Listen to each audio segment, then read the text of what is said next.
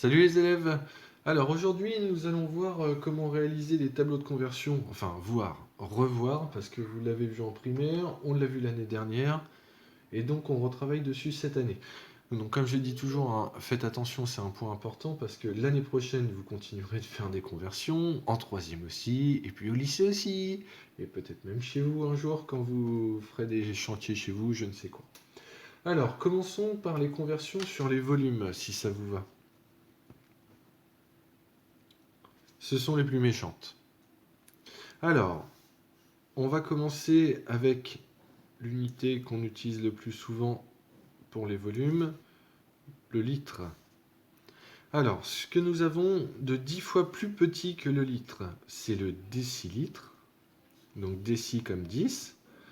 Ensuite, nous avons le centilitre, on entend bien 100 dans centilitre.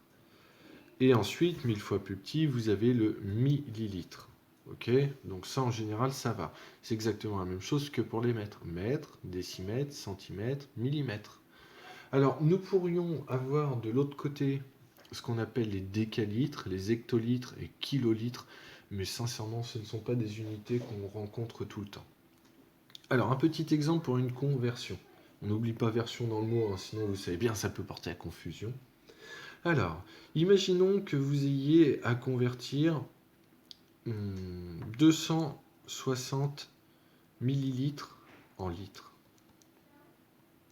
D'accord? Alors, la première chose à faire, c'est repérer quel est le chiffre qu'on va mettre dans la colonne des millilitres. Donc, c'est toujours le chiffre qui est à gauche de la virgule. Ici, vous allez me dire, il n'y a pas de virgule. Ouais, c'est normal. Mais en fait, elle est sous-entendue. On peut imaginer qu'on a une virgule qui traîne là, d'accord? Donc, dans ce cas-là, c'est tout bête. C'est le 0 qui est à gauche de la virgule, donc on va l'écrire ici. On va reconstruire le nombre, ça donne ça. Et pour remonter jusqu'au litre, il va falloir rajouter un 0. Et en plus, évidemment, une virgule. Parce que sinon, ça n'existerait pas 0,260. Ce qui fait que notre conversion donne que 260 millilitres, c'est égal à 0,260 litres. Alors on peut enlever ce 0 si on veut en général, sauf que nous sommes en physique et si on met un 0 là, c'est de la précision. Ça veut dire que s'il y est, c'est sûr que c'est pas autre chose comme un 1, un 2 ou un 3, c'est bien exactement 0. Voilà. Alors maintenant, conversion dans l'autre sens. Imaginons qu'on ait 15 litres à convertir en millilitres. Oh allez, soyons fun, pas en millilitres, en centilitres. Ainsi. Alors, ici, votre virgule, vous l'imaginez bien là. Donc le 5 se situe dans la colonne des litres. Donc on va mettre le 5 ici. Maintenant, vous mettez votre 1 à gauche et on doit descendre jusqu'au centilitre. Donc on va rajouter des zéros. Alors ce coup-ci, comme on se déplace vers la droite, il n'y a pas besoin de rajouter de virgule. Par conséquent, votre conversion, c'est 15 litres égale 1500 centilitres. Voilà. Alors maintenant, passons aux masses. Et puis pour ce chapitre, ça suffira amplement. Donc les masses, on va faire un tableau un peu plus grand.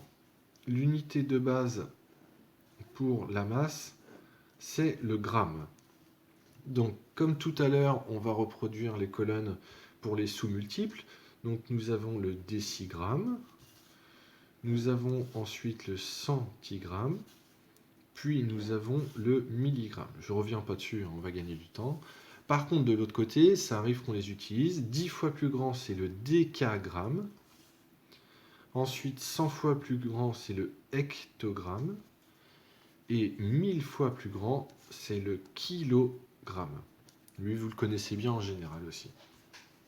Alors, c'est exactement la même logique que tout à l'heure. Donc, je vais vous montrer juste un exemple. Par exemple, pour des hectogrammes et le reste, ce sera bon. Imaginons que vous ayez à convertir 26,4. Je rajoute une virgule ce coup-ci pour le fun. Hectogrammes. Et on va demander de les passer, allez, en centigrammes. Le truc qui n'arrive jamais. Mais bon, c'est pour le principe, ok? Alors ce coup-ci, votre chiffre à gauche de la virgule, il est bien précisé, c'est le 6, et il est dans les hectogrammes. Donc vous mettez votre 6 ici. vous mettez votre 2 et votre 4 pour reconstituer le nombre, et vous devez descendre jusqu'au centigramme. Par conséquent, vous rajoutez et 1, et 2, et 3, 0. Voilà. Ça nous donne donc 26,4 hectogrammes, c'est égal à 264 000 centigrammes. C'est vachement passionnant quand même, hein. Bon, j'espère que c'était clair au moins. Amusez-vous bien.